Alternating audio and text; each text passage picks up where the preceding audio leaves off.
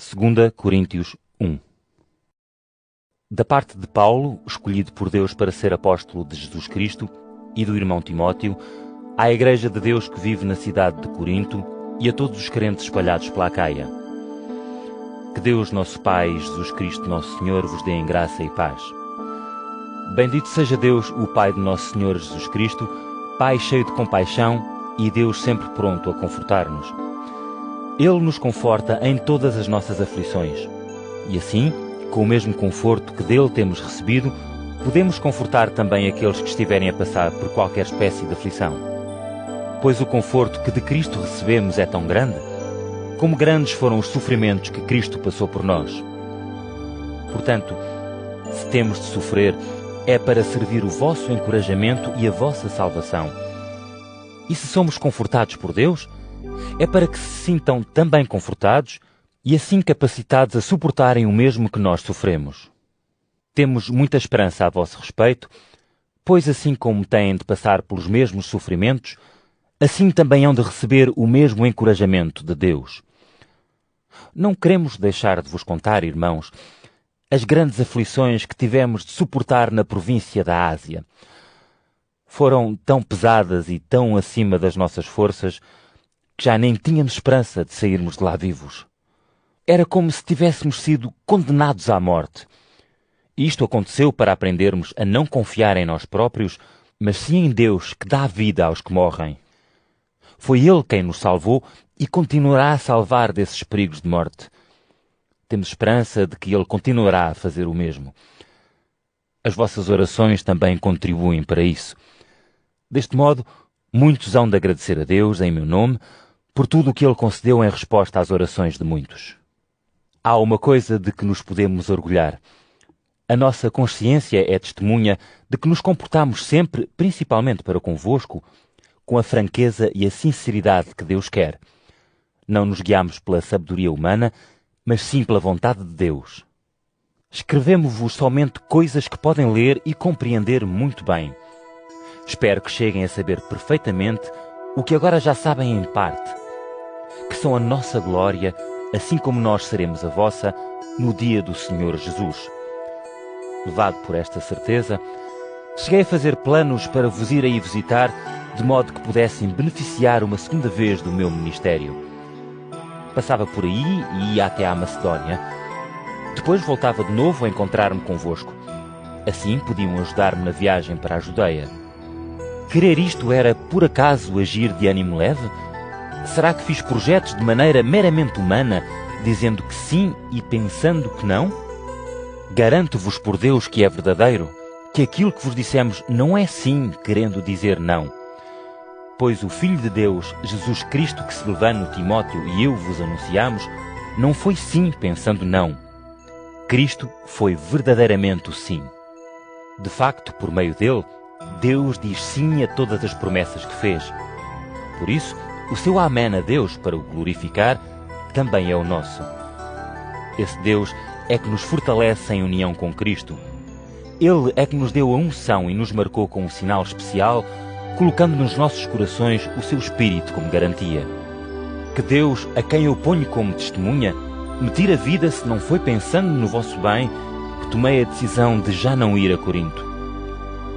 Não queremos de modo algum ser senhores da vossa fé, porque estão firmes na fé, mas sentimos a obrigação de contribuir para a vossa felicidade.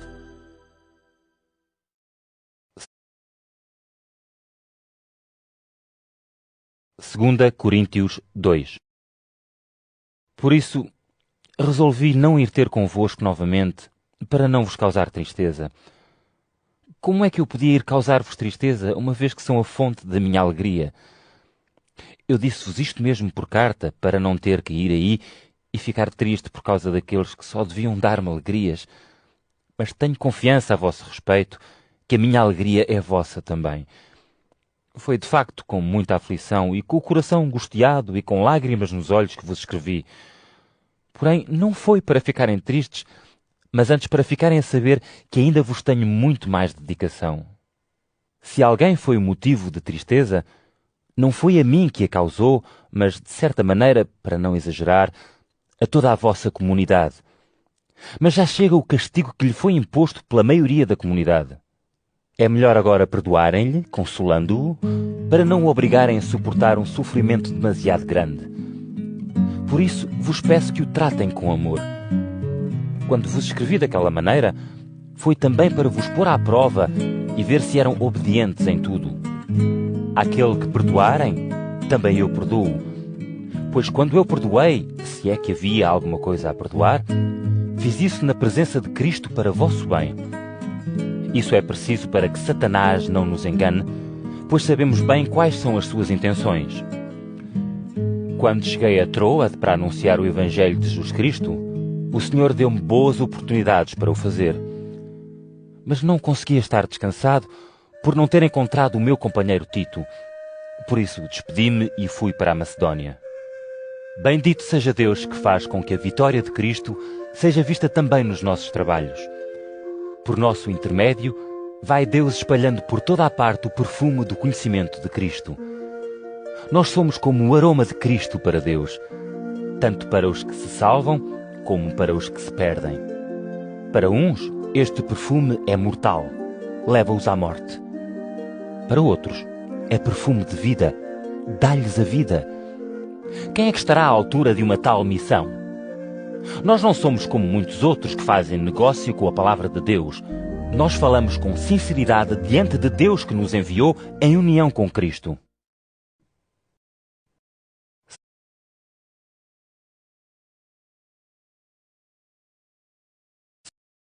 Segunda Coríntios 3.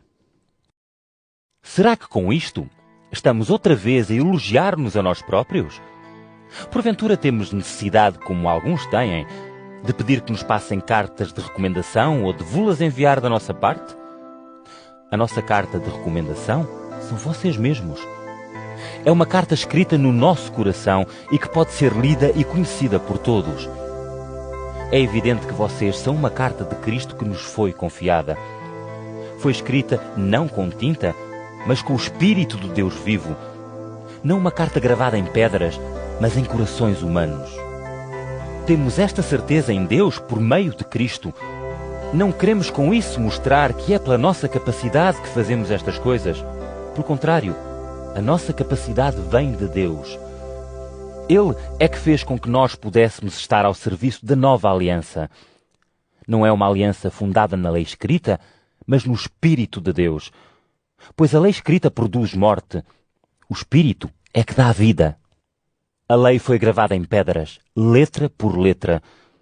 E embora fosse uma lei que leva à morte, o brilho no rosto de Moisés era tão intenso que os israelitas não conseguiam olhar para ele. E afinal, era um brilho passageiro. Se esta lei apareceu de modo tão glorioso, quanto maior não será então a glória associada com o ministério do Espírito Santo? Se era glorioso servir uma lei que levava à condenação, quanto mais glorioso não há de ser estar ao serviço do plano da salvação. Neste caso, a glória que brilhou no passado não se compara com a glória atual, que é muito maior. Pois se o que era passageiro foi glorioso, quanto mais aquilo que permanece. Uma vez que temos uma tal esperança, falamos com muita ousadia. E não fazemos como Moisés, que cobriu o rosto com um véu para que os israelitas não prestassem atenção a um brilho passageiro. Eles tinham o entendimento fechado. Ainda hoje, quando leem os livros da Antiga Aliança, esse mesmo véu continua por levantar, pois só com Cristo é que ele desaparece. Até hoje, esse véu permanece sobre o seu entendimento quando leem os livros de Moisés. Mas ao voltarem-se para o Senhor, esse véu é retirado. Aqui o Senhor significa o Espírito, e onde estiver o Espírito do Senhor, existe liberdade. Todos nós, porém, estamos de rosto descoberto e, como um espelho, somos um reflexo da glória do Senhor. Transformamo-nos assim numa imagem dele, com um brilho cada vez maior, porque é o Senhor, isto é, o Espírito, que faz isto.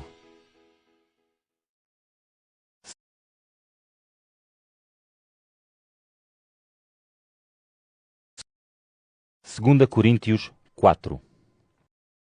Por isso, tendo nós, pela graça de Deus, esta missão a cumprir, não perdemos a coragem. Antes, evitamos as coisas escondidas que envergonham. Não nos comportamos de má fé, nem falsificamos a palavra de Deus. Pelo contrário, a nossa maneira de comunicar a verdade abertamente diante de Deus leva as pessoas a reconhecerem a nossa sinceridade. E se a boa nova anunciada por nós alguma vez se apresenta obscura, é para aqueles que se perdem. Eles não acreditam, porque o Deus deste mundo cegou os seus entendimentos para não verem a luz maravilhosa do Evangelho de Cristo, que é a imagem de Deus. De nós, apenas declaramos que, por escolha de Jesus, somos vossos servos. Pois Deus que disse, da escuridão brilhará a luz, fez brilhar a luz no nosso coração, para podermos manifestar o conhecimento das maravilhas de Deus manifestadas na pessoa de Jesus Cristo. Mas trazemos este tesouro como que em vasilhas de barro, para que se veja que esse poder extraordinário pertence a Deus e não a mim. Sofremos em tudo dificuldades, mas não ficamos angustiados. Sentimos insegurança, mas não nos deixamos vencer. Perseguem-nos, mas não nos sentimos abandonados. Deitam-nos por terra, mas não nos destroem. Trazemos continuamente no nosso próprio corpo o sofrimento mortal de Jesus, para que também a sua vida se manifeste em nós. Enquanto vivemos, estamos entregues à morte por causa de Jesus, de modo que também a sua vida se manifeste no nosso corpo mortal. Portanto, aquilo que tem mais força em nós é a morte. Em vós é a vida. A Sagrada Escritura diz: acreditei e por isso falei.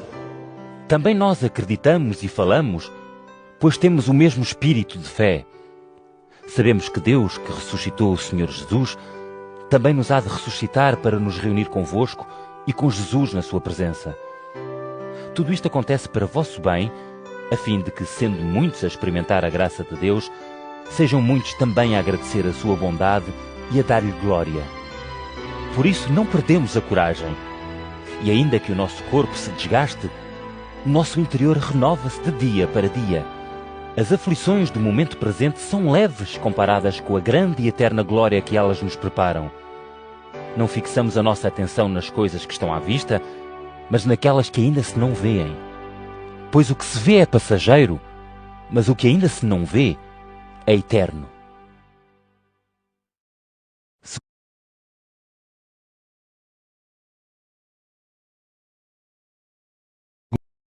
Segunda Coríntios 5.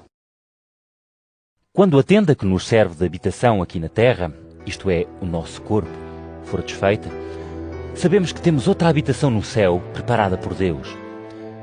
Esta não é uma casa como as que os homens fazem, mas uma habitação eterna. Por isso suspiramos pelo momento em que havemos de estar dentro da nossa habitação do céu. Dentro dela, já não nos vamos sentir como que despidos. Os que estamos ainda na nossa tenda terrestre, suspiramos profundamente também, não porque queiramos ser despojados dela, mas porque preferíamos ter a outra habitação, sem deixar esta, para que a nossa mortalidade fosse absorvida pela vida. Deus é que nos destinou para estas coisas e nos deu o seu Espírito como garantia. Por isso, andamos sempre cheios de coragem, sabendo que enquanto estamos no corpo, vivemos exilados da presença do Senhor. Caminhamos à luz da fé e não do que se vê. Quanto a nós, sentimos-nos cheios de coragem e pensamos que seria melhor sermos exilados deste corpo e estarmos na presença do Senhor. Contudo, quer estejamos na presença do Senhor, quer vivamos exilados dele, o que nos interessa é agradar a Deus. Pois todos nós temos de comparecer diante do tribunal de Cristo para cada um receber segundo aquilo que fez de bem ou de mal enquanto vivia aqui na terra. Conscientes, portanto, do respeito que devemos ao Senhor, tentamos convencer os outros. Deus sabe perfeitamente que somos sinceros e espero que a vossa opinião seja essa também. Não dizemos estas coisas para nos elogiarmos a nós próprios. O que queremos é dar-vos oportunidade de se sentirem honrados conosco. Assim, terão uma resposta para dar àqueles que se sentem orgulhosos por motivos exteriores e não por aquilo que têm no coração. Se acham que perdemos o juízo, foi por Deus que o fizemos. E se fomos equilibrados, foi por vossa causa. O amor de Cristo absorve-nos completamente, Pois sabemos que se ele morreu por todos, então todos morreram. E ele morreu por todos, para que os que vivem já não vivam para si mesmos, mas para aquele que por eles morreu e ressuscitou. Assim, de agora em diante, já não queremos julgar ninguém por critérios humanos. Ainda que noutro tempo tenhamos pensado dessa maneira sobre Cristo, agora já não o fazemos. É que quando alguém está unido a Cristo, torna-se uma pessoa nova. As coisas antigas passaram. Tudo é novo. Isto é obra de Deus que em Cristo nos reconciliou consigo e nos chamou a colaborar nessa missão de reconciliação. Assim, Deus, por meio de Cristo, reconciliou consigo a humanidade, não tendo em conta os seus pecados e encarregando-nos de anunciar a palavra da reconciliação. Portanto, somos embaixadores de Cristo e é Deus que exorta por nosso intermédio. Em nome de Cristo vos pedimos, irmãos, que se reconciliem com Deus. Cristo não tinha cometido pecado, mas Deus, para nosso bem, tratou-o como pecador para que nós, em união com Ele, pudéssemos ser considerados justos por Deus.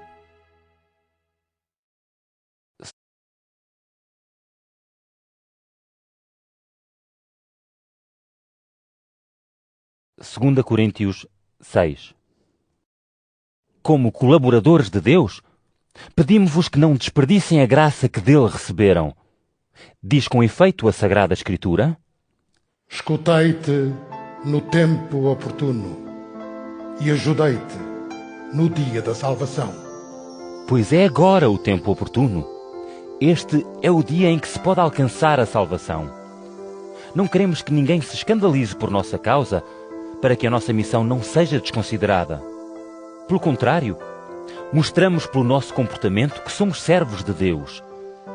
Temos suportado com paciência sofrimentos, necessidades, angústias, espancamentos, prisões, tumultos, fadigas, vigílias e fome. Vivemos com pureza, ponderação, paciência e bondade. Deixamos-nos guiar pelo Espírito Santo e por um amor sincero. Anunciamos a palavra de Deus com toda a verdade, ajudados pelo seu poder. E em todas as ocasiões, servimos-nos somente das armas da justiça, tanto na defesa como no ataque. Por uns somos honrados, por outros desprezados. Alguns caluniam-nos, outros dizem bem de nós. Somos tidos como mentirosos, embora sejamos verdadeiros. Como desconhecidos, apesar de sermos bem conhecidos. Como quem está para morrer, ainda que estejamos cheios de vida. Como pessoas castigadas sem chegarmos a morrer. Consideram-nos tristes, mas andamos sempre alegres. Somos tidos como pobres, embora enriqueçamos muitos, e como quem nada possui quando temos tudo. Irmãos de Corinto, falamo-vos com toda a franqueza e abrimos-vos inteiramente o nosso coração, onde têm sempre lugar. Mas da vossa parte, não acontece o mesmo. Falo convosco como se fossem meus filhos. Usem comigo a mesma medida. Abram também os vossos corações. Não se prendam aos que não têm fé, pois que poderá haver de comum entre a justiça e a imoralidade? Que ligação existe entre a luz e a escuridão? Que harmonia pode haver entre Cristo e o diabo? Ou que colaboração pode haver entre um crente e um descrente? Que tem o templo de Deus a ver com os falsos deuses? É que nós somos o templo do Deus vivo. Com efeito, Deus disse: Habitarei no meio deles e viverei com eles. Serei o seu Deus e eles serão o meu povo. Por isso, diz o Senhor, saiam do meio deles e separem-se deles. Não tenham contactos com o que é profano e eu hei de receber-vos na minha casa. Então serei o vosso pai e vós sereis meus filhos e minhas filhas, diz o Senhor Todo-Poderoso.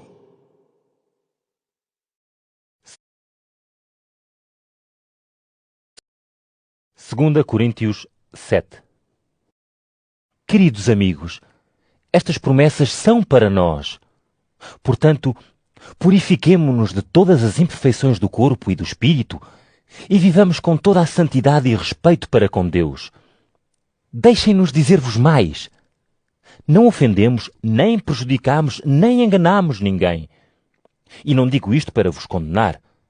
Já disse que vos trago no coração para a vida e para a morte. Tenho imensa confiança a vosso respeito e estou muito contente convosco. Isto enche-me de coragem e faz-me transbordar de alegria na tribulação. Quando chegámos à Macedónia, não encontramos descanso para as nossas canseiras. Pelo contrário, em tudo sentimos aflições. Com os outros, desentendimentos.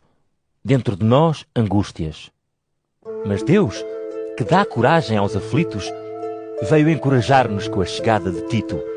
E não foi só a sua vinda que nos animou, foi também o saber do conforto que ele recebeu da vossa parte. Falou-nos das vossas saudades e do desejo que têm de nos ver e do interesse que mostram por mim. E isto ainda me deu mais alegria. Se, de facto, vos causei tristeza com a minha carta, não estou arrependido. Bem sei que ela vos causou, naquele momento, muita tristeza. Mas ainda que isso me tenha feito pena, agora fico contente, não porque ficaram tristes, mas porque essa tristeza vos levou ao arrependimento. Essa tristeza era da vontade de Deus. Não vos causei com isso nenhum prejuízo. Pois a tristeza que Deus quer leva à mudança de vida e conduz à salvação, da qual nunca nos arrependemos, ao passo que a tristeza inspirada em motivos humanos produz a morte. Reparem bem naquilo que essa tristeza, inspirada na vontade de Deus, vos veio trazer.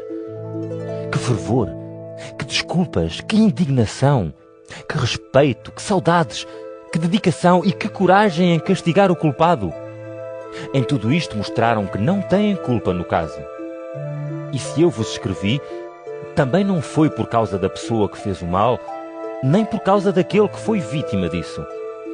Foi antes para vos dar ocasião de mostrarem que diante de Deus continuam a ter dedicação por nós. Tudo isto nos veio confortar. Mas para além desta consolação que recebemos, o que mais me alegrou foi ver também a alegria de Tito. Ele ficou muito satisfeito com a maneira como o receberam. Eu tinha-lhe falado a vosso respeito com certo orgulho e não fiquei envergonhado. E assim como na vossa presença sempre disse a verdade, também o elogio que fizemos diante de Tito foi comprovado pelos factos. A ternura que temos para convosco aumentou ainda mais por causa da vossa obediência e porque o acolheram com submissão e respeito. Alegro-me porque são dignos da completa confiança que tenho a vosso respeito.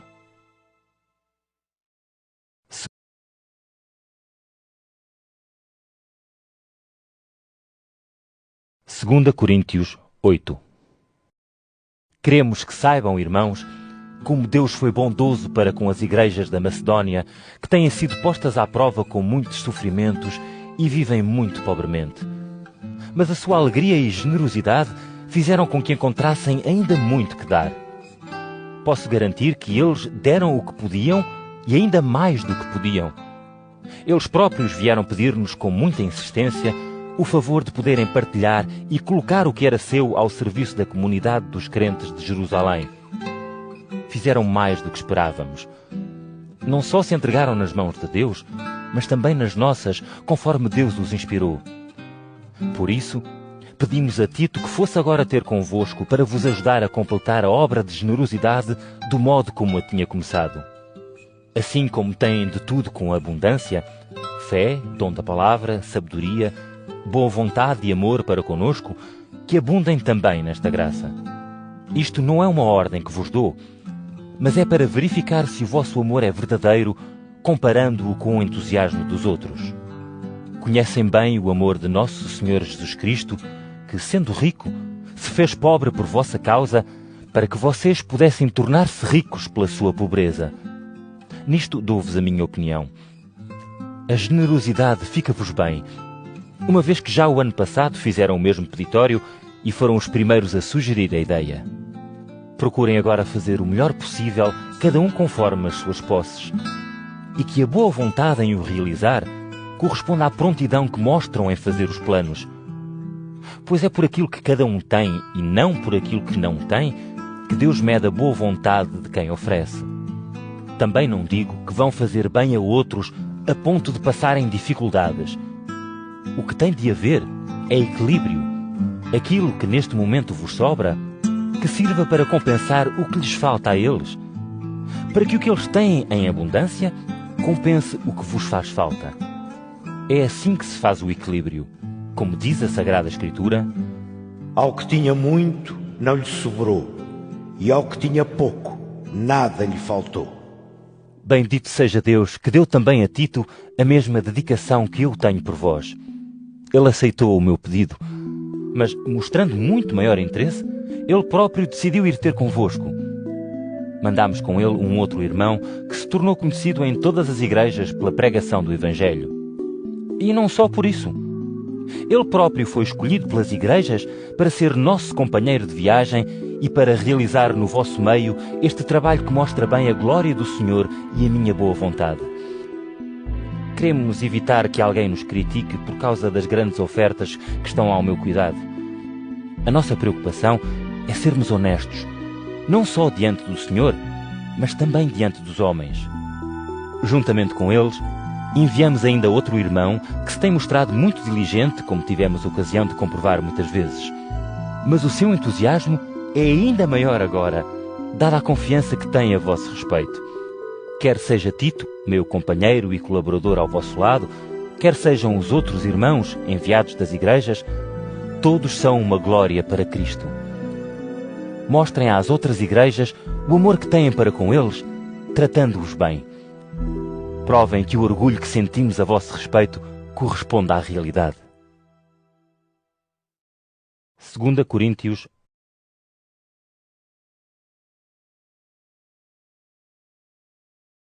Coríntios 9.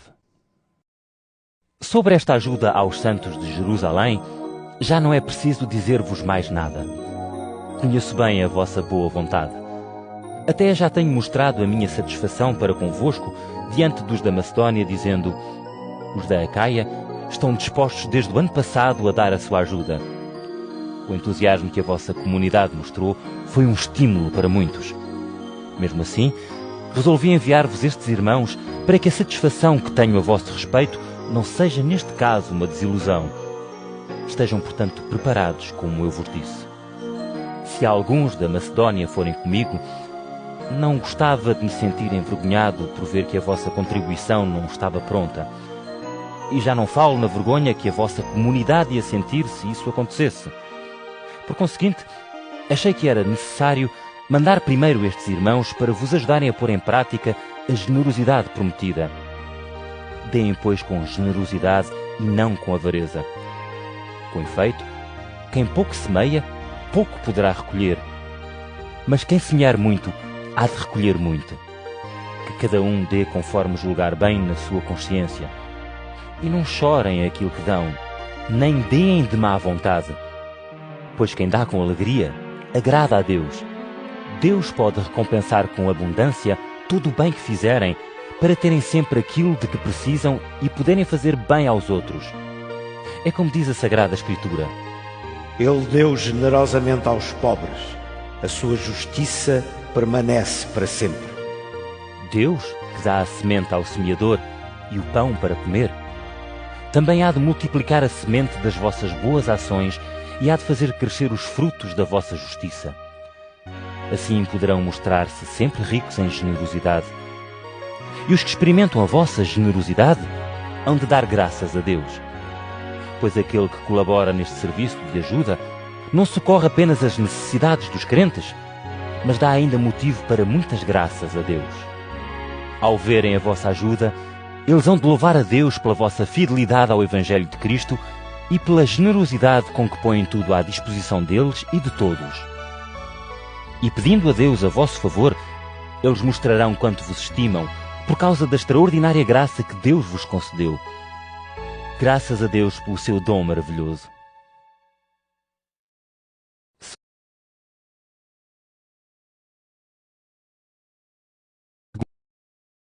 2 Coríntios 10. Eu, Paulo, que quando estou presente costumo ser delicado, mas que de longe vos trato com dureza, tenho um pedido a fazer-vos em nome de Cristo, que foi manso e humilde. Façam com que, quando eu estiver convosco, não me veja obrigado a tomar uma atitude dura, contra alguns que dizem que nos guiamos por critérios humanos. Somos humanos, é certo, mas não são humanos os nossos critérios de ação. As armas que utilizamos no combate não são apenas humanas, porque a sua força vem de Deus e deita por terra todas as fortalezas. Deitamos abaixo as ideias erradas e toda a espécie de arrogância que se levanta contra o conhecimento de Deus. E fazemos com que o pensamento humano obedeça a Cristo. Estamos prontos a castigar qualquer espécie de desobediência até que a vossa obediência a Cristo seja completa. Vocês veem as coisas pela aparência. Se alguém estiver convencido de que pertence a Cristo, esse que pense bem. Porque assim como ele pertence a Cristo, também nós a ele pertencemos. Se eu me gloriar excessivamente na autoridade que o Senhor nos deu para a vossa edificação, e não para a vossa ruína, não me envergonharei. Mas não quero dar a impressão de estar a meter-vos medo com as minhas cartas. Alguns dizem, as cartas dele são pesadas e duras, mas quando ele cá está, é fraco de corpo e a sua linguagem não vale nada. Esses que fiquem a saber que eu sou a mesma pessoa, tanto no que digo de longe por carta, tanto no que faço quando estou presente.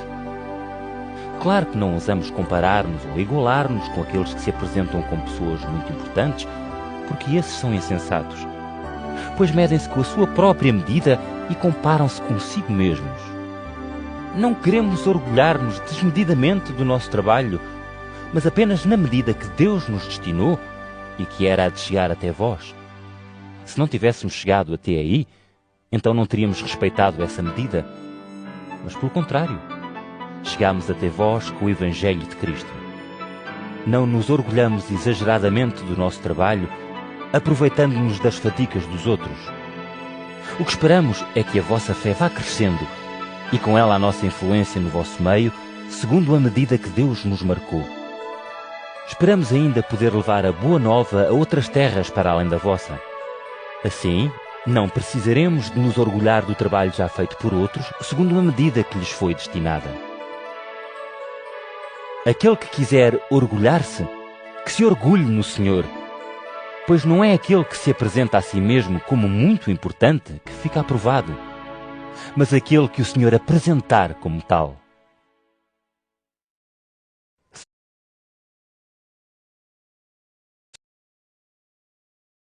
Segunda Coríntios 11. Gostava que me suportassem um pouco mais, mesmo que eu vos pareça insensato. Tenham paciência. O interesse que tenho pelo vosso bem-estar é tal que chego a ter ciúmes em nome de Deus. São como uma noiva pura que dê em casamento a um único homem, que é Cristo. Mas tenho receio que se corrompam no entendimento e abandonem a simplicidade e a pureza da fé em Cristo, assim como Eva foi seduzida pela astúcia da serpente. Pois são capazes de aceitar alguém que vos vá falar de um Jesus diferente daquele que vos anunciamos? E são capazes de dar acolhimento a um espírito diferente daquele que já receberam?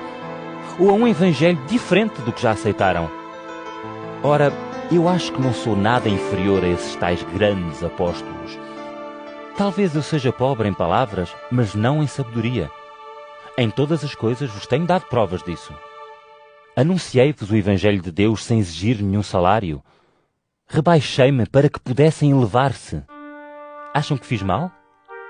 Enquanto estive a trabalhar no vosso meio, outras igrejas pagaram o meu sustento. Quase podia dizer que as explorei para poder servir-vos. Mas enquanto aí estive, mesmo se me faltava alguma coisa, nunca incomodei ninguém. Os crentes que vieram da Macedónia é que me socorreram dando-me o que faltava. Não vos quis ser pesado, nem o quero vir a ser. Pela verdade de Cristo que está em mim, não quero perder essa honra em nenhuma região da Acaia. E porquê? Porque não vos tenho amor? Deus bem sabe. Mas procedo assim e hei de continuar a proceder. Não quero dar ocasião para se orgulharem aqueles que julgam ter as mesmas razões que eu tenho.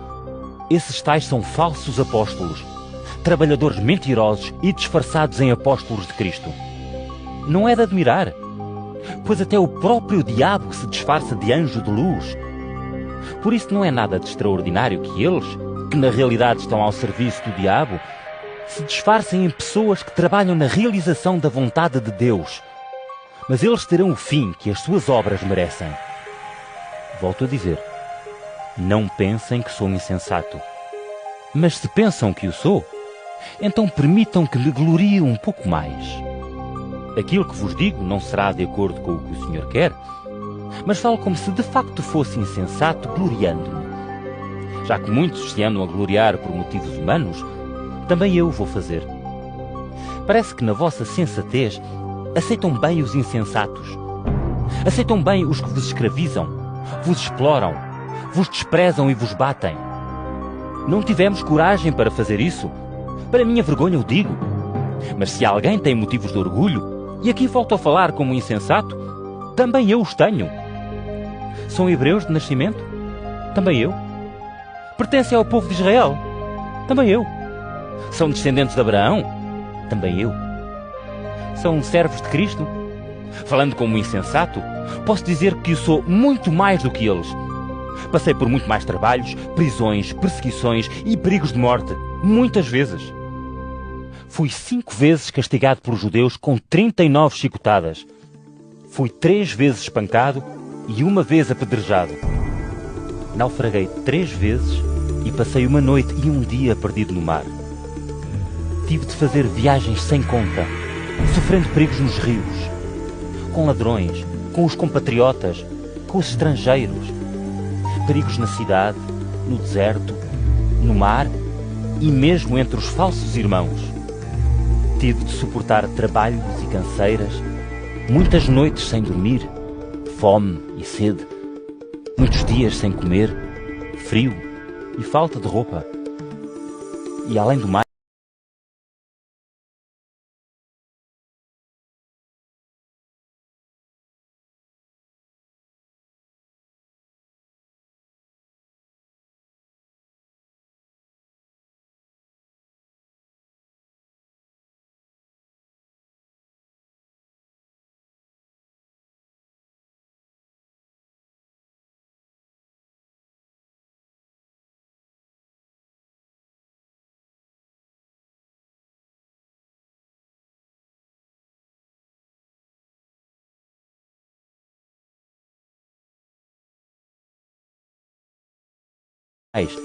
tenho de carregar diariamente com o peso das preocupações de todas as igrejas. Haverá alguém que esteja fraco, que eu não me sinta fraco com ele? Haverá alguém que tropece sem que eu sofra também? Se é permitido a alguém orgulhar-se, eu também me orgulho naquilo que sofro. Deus, Pai do Senhor Jesus, bendito seja Ele para sempre, bem sabe que não estou a mentir. Em Damasco, o representante do rei Aretas mandou fechar as portas da cidade para me apanhar. Tiveram que me descer num cesto por uma janela aberta no muro da cidade e só assim consegui escapar das suas mãos.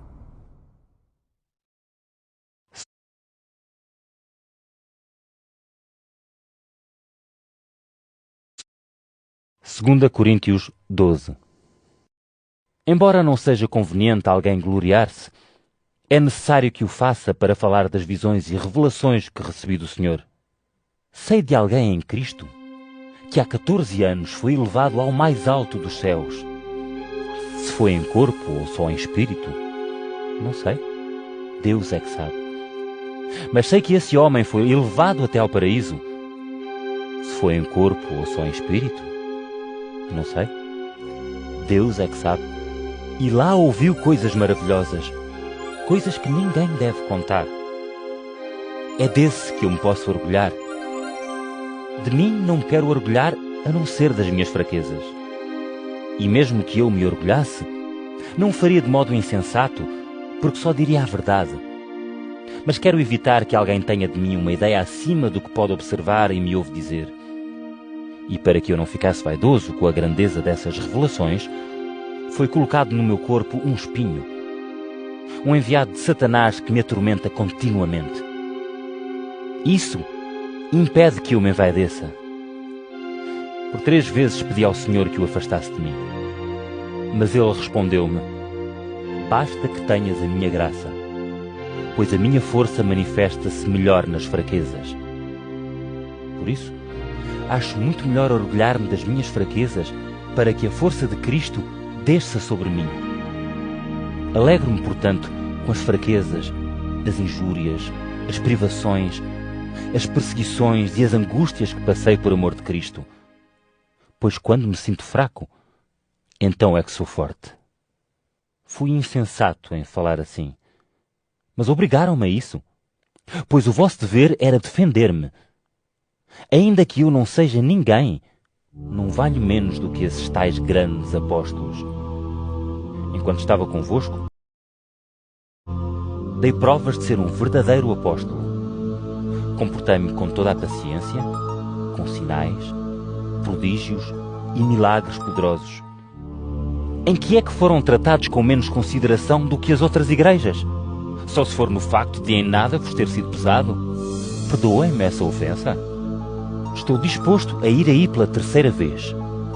E também desta vez não vos quero ser pesado. O que me interessa são vocês e não os vossos bens. Pois não são os filhos que ganham para os pais, mas os pais que ganham para os filhos. Estou disposto a gastar tudo o que tenho e até a mim próprio para o vosso bem. E se vos mostro tanto amor, será que vou ser menos amado? Mesmo sabendo que não vos sobrecarreguei, alguns podiam ainda pensar que vos tratei com esperteza e vos apanhei na armadilha. Será que vos enviei a alguém para vos explorar? Pedi a Tito que aí fosse, juntamente com o outro companheiro. Será que Tito vos explorou? Não se comportou ele com o mesmo espírito e não procedeu da mesma forma que nós? Talvez estejam há muito a pensar que queremos defender-nos aos vossos olhos. Mas falamos diante de Deus e o que fazemos é com o pensamento em Cristo. E em tudo isto, queridos amigos, só procuro o vosso bem. Pois tenho receio de chegar aí e de vos encontrar diferentes daquilo que eu gostaria e também que vão achar-me diferente daquilo que esperavam. Tenho medo de vos encontrar metidos em lutas, invejas, irritações, inimizades, críticas, murmurações, arrogâncias e desordens. Que o meu Deus não me faça sentir vergonha diante de vós quando eu aí chegar de novo. E que eu não tenha de chorar por muitos dos que no passado cometeram pecados e não se arrependeram da imoralidade, do desregramento sensual e da libertinagem em que viviam.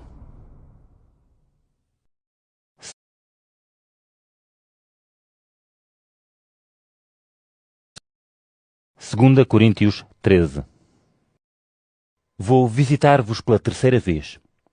Como diz a Sagrada Escritura, toda a acusação deve ser apoiada na palavra de 2 ou 3 pessoas. Já vos avisei quando aí estive pela segunda vez e agora volto a fazê-lo. Aqueles que cometeram pecados e todos os outros devem saber que quando eu voltar não vou ter misericórdia deles. Assim, vou dar-vos as provas que querem de que Cristo fala por mim. Ele não se mostra fraco para convosco, mas poderoso no vosso meio. Pois foi crucificado em fraqueza, mas vive pelo poder de Deus. Assim, também nós somos fracos nele, mas viveremos com ele pelo poder de Deus para vosso benefício. Façam um exame das vossas vidas e vejam bem se a vossa fé é verdadeira. Será que reconhecem a presença de Jesus Cristo nas vossas vidas? Se não, são reprovados por Deus. Espero que saibam que não somos reprovados por Deus.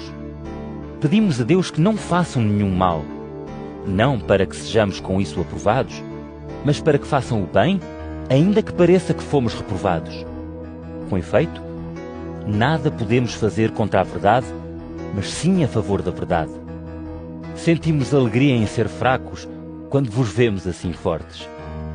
O que pedimos é que cheguem à maturidade completa. Escrevo estas coisas antes de aí chegar, para não ter de proceder com dureza quando aí estiver. O Senhor deu-me autoridade para vos ajudar a crescer na fé e não para vos destruir. Termino, irmãos, com um pedido. Sejam alegres. Procurem alcançar a maturidade completa e animem-se uns aos outros.